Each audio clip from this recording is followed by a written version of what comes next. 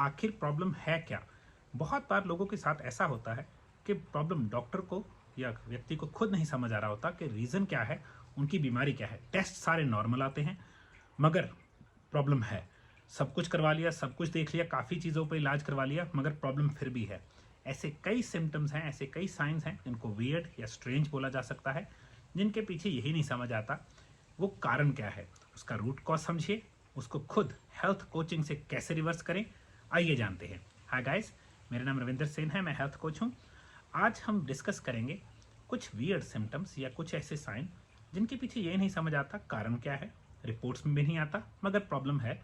हम समझेंगे उसका रूट कॉज क्या है और क्या करें, क्या एक्शंस ले, हेल्थ में क्या चेंजेस करें ताकि वो प्रॉब्लम बिना एड्रेस करे, उसको इससे लड़े बिना प्रॉब्लम वैसे ही ठीक हो जाए।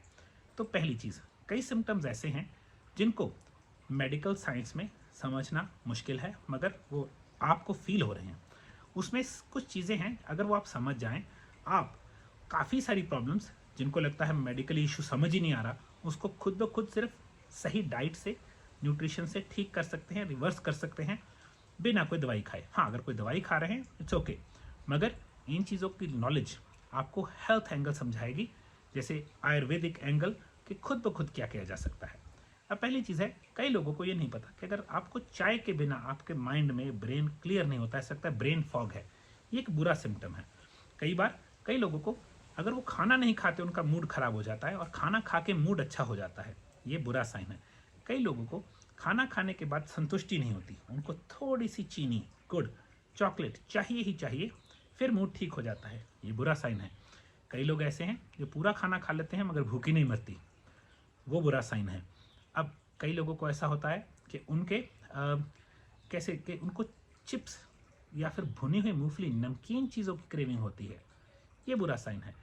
और वेट आ जाता है उनके पेट के साइडों पे या पेट के नीचे, और उनको जैसे हम बोलेंगे कि नींद की प्रॉब्लम आ जाती है। ये कैसा है कि जैसे दिन में उनको सुस्ती रहती है, चाहे तभी चाहिए, रात को बहुत सतर्क हो जाते हैं। ऐसी चीज़ें हैं जब ये मैं अपनी इस चीज़ ही बता रहा हूँ कि कई बार हमारे पास केस आता है और हम सब कुछ चेक कर लेते हैं, लिवर, काफ़ी कुछ, मगर ऐसे लगता है बात समझ नहीं आ रही। तो हमें पता होता है अगर सब कुछ फेल हो रहा है तो एंड में एक ही रीज़न है, और वो रीज़न अगर ठीक कर लिया जाए बहुत सारी प्रॉब्लम्स अपने आप सॉल्व हो जाती हैं। और उसका तरीका क्या है सॉल्व करने का, बहुत सिंपल है। आपने ये समझना है, हमारी बॉडी में, जैसे मैंने कई बार बात की है, एक सिस्टम है ऑटोनॉमिक नर्वस सिस्टम, जिसके दो पार्ट्स हैं, सिंपैथेटिक और पैरासिम्पैथेटिक। एक आपको सतर्क करता है, एक आपको रेस्ट एंड डाइजेस्ट करता है, flight and fight, rest and digest. ये दो चीज़ें जो हमारे नर्वस सिस्टम का पार्ट है, ये गड़बड़ होने से बहुत सारी दिक्कतें आती हैं, जिसमें सेक्सुअल प्रॉब्लम है, जिसमें नींद ना आना है, रिलैक्स ना कर पाना, स्ट्रेस, डिप्रेशन, एंग्जाइटी स्टमक हो जाती है, और उसके बाद जैसे हम शुगर की क्रेविंग, चाय की क्रेविंग, फिर उसके बाद इंसुलिन रेजिस्टेंस तक बात पहुंच जाती है। बहुत सारी चीज़ें हैं जो शुरू यहाँ से होती हैं। तो हमने ये समझना है, पहला है fight and flight. Fight and flight है जो आपको सतर्क करता है, लड़ाई के लिए, दिन के लिए तैयार करता है। कोर्टिसोल बनता है हमारी बॉडी में, है ना, फाइट एंड फ्लाइट हमें तैयार करता है। फिर एक सिस्टम है जो पैरासिम्पैथेटिक है, जिसका काम है rest and digest, sleep, digestion, repair, sex, ये सब उससे जुड़ी हुई हैं। ये थोड़ा सा सूरज के हिसाब से भी है और बॉडी के हिसाब से भी है। दिन में सुबह 7 बजे लोगों का, वैसे एक हेल्दी आदमी का कोर्टिसोल उसे सतर्क करने के लिए तैयार होता है। अगर वो नहीं है, उसको चाय की ज़रूरत पड़ेगी। पहले सिस्टम समझना बहुत ज़रूरी है। इसका एग्जाम्पल मैं और देता हूँ। एक शेर एक हिरन के पीछे भाग रहा है, इसको बोलेंगे फाइट एंड फ्लाइट। देखो, जो हिरन है वो फ्लाइट कर रहा है, फ्ली कर रहा है, भाग रहा है जिंदगी बचाने के लिए। शेर उसके पीछे भाग रहा है, फाइट कर रहा है। अगर वो उसको नहीं खाएगा, शेर भूखा मर जाएगा। अगर वो भागेगा नहीं, वो मर जाएगा शेर के हाथों। इसको बोलते हैं फाइट एंड फ्लाइट। अब इमेजिन कीजिए, वो हिरन बहुत दूर भाग गया, दोनों को लड़ाई खत्म हो गई, हिरन कहीं जाके सांस कैच करेगा, शेर कहीं बैठ के अपनी सांस कैच करेगा। उसमें उसका दूसरा सिस्टम चल पड़ेगा, इसको बोलते हैं रेस्ट एंड डाइजेस्ट। दोनों बहुत ज़रूरी हैं। रेस्ट एंड डाइजेस्ट को ऑन ये सिस्टम करता है। अगर आप ये सिस्टम, जिसको बोलेंगे फाइट एंड फ्लाइट, ऑन नहीं होगा तो रेस्ट एंड डाइजेस्ट शुरू ही नहीं होगा। तो कई केसेस में जिनका रेस्ट एंड डाइजेस्ट खराब होता है, हम उनको फाइट एंड फ्लाइट ऑटोमेटिक से मैनुअली ऑन करवाना सिखाते हैं, जैसे कि हाई इंटेंसिटी एक्सरसाइज या कुछ, उससे क्या होता है फिर ये सिस्टम चल पड़ता है। जो लोग मसल गेन करना चाहते हैं उनको रेस्ट एंड डाइजेस्ट, जो रिपेयर करना चाहते हैं बॉडी में रेस्ट एंड डाइजेस्ट, जिनकी बीमारियां हैं, स्ट्रेस है, एंग्जाइटी है, डिप्रेशन है, उनको रेस्ट एंड डाइजेस्ट को स्ट्रॉन्ग करने की ज़रूरत है। इसके पीछे पूरी साइंस है। मगर अगर आपके पास सिम्टम्स ऐसे हैं कि कुछ समझ नहीं आ रहा, अगर आपको लग रहा है मेरी प्रॉब्लम है क्या मुझे पता ही नहीं है, अगर आपके बहुत वियर्ड सिम्टम्स हैं, टेस्ट सब नॉर्मल आ रहे हैं, ये वीडियो आपके लिए है। इस केस में आपने अपने ऑटोनॉमिक नर्वस सिस्टम, जिसकी अभी बात करके हटाऊँ, इसको स्ट्रॉन्ग करना है। ये सिस्टम ऐसा है, अगर ख़राब हो जाए आपको किस किस चीज़ की ज़रूरत पड़ती है?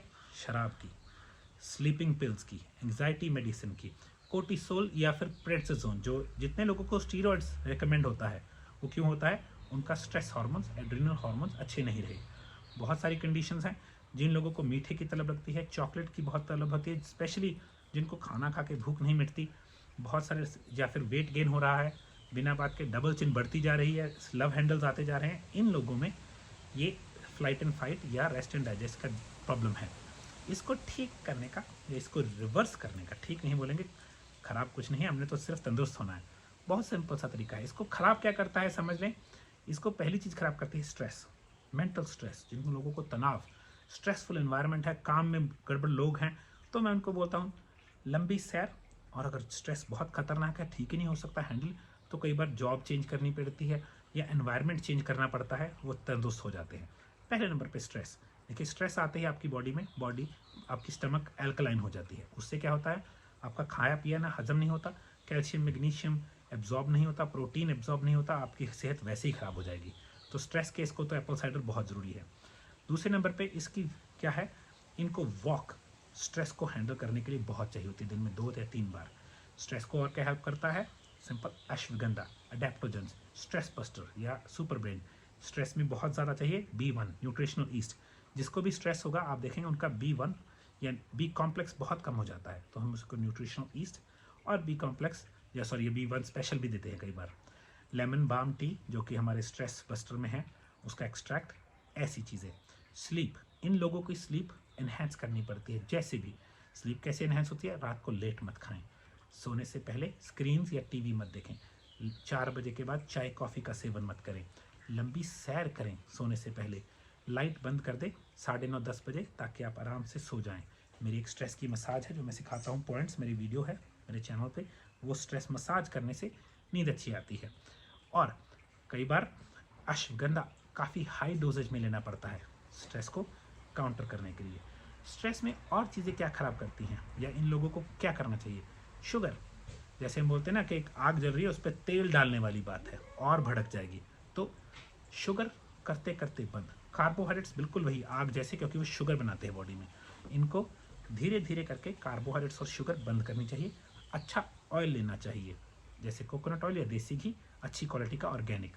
और इनको वो तो देखिए, इनका जैसे बोलेंगे सबसे बड़ा रूल है वॉक, लंबी वॉक। और इनको हेल्प करती है फास्टिंग, क्योंकि चिल डाउन करना है। इनके जो एड्रिनल्स हैं, जो ग्लैंड है जो किडनी के ऊपर लगे हुए हैं ऐसे, वो बहुत ज़्यादा तंग है, उनको शांत करती है फास्टिंग, लंबी सैर, अच्छी स्लीप, लेस स्ट्रेसफुल एनवायरनमेंट। काफ़ी चीज़ें हैं मगर ये चीज़ें टॉप हैं। जो न्यूट्रिशनल ईस्ट है वो कई बार बड़े बड़े एंग्जाइटी डिप्रेशन वाले केसेस में बहुत इंटरेस्टिंग अमेजिंग रिजल्ट देता है।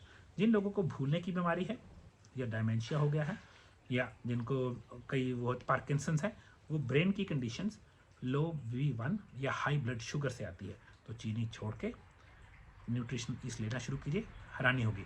तो जब भी आपको, मैं पूरी वीडियो इसमें हम कोचेस को है, कोचेस के लिए इसके डेटा की पूरी वीडियो है, मगर मैं जनरल लोगों को ये समझाना चाहता हूँ, अगर आपके सिम्टम्स हैं वियर्ड हैं, टेस्ट में समझ नहीं आ रहे, डॉक्टर को समझ नहीं आ रहे, सब कुछ कर लिया, तो ये जो वीडियो में डेटा है ये अप्लाई करके देखिए। आपको अगर रिजल्ट मिल रहा है, आपकी रीज़न एड्रीनल फटीग या फिर जिसको बोलते हैं स्ट्रेस और रेस्ट एंड डाइजेस्ट की रिलेशन से हो सकता है। All you have to do is calm down, आपके एड्रीनल्स को चिल करना है, काम करना है, चीज़ें ठीक हो जाती हैं।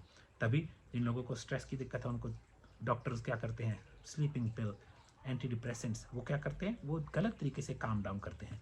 हमने नेचुरल तरीके से काम डाउन करना है। तो ये करके देखिए, अगर आपको मदद मिलती है I would be very happy. और जैसे मैं हमेशा बोलता हूँ, हमें कोचेस चाहिए, अगर आप हमारा कोच ट्रेनिंग प्रोग्राम लेंगे, आप फ्यूचर में हमारे साथ जुड़ भी सकते हैं। हमारे में इसमें आप हमारी हेल्प कर सकते हैं लोगों तक पहुंचने में। एंड प्लीज़ किसी को वीडियो शेयर कीजिए, किसी की मदद होगी फ्री में, हमें अच्छा लगेगा। थैंक यू वेरी मच, आपने वीडियो देखी, बाय।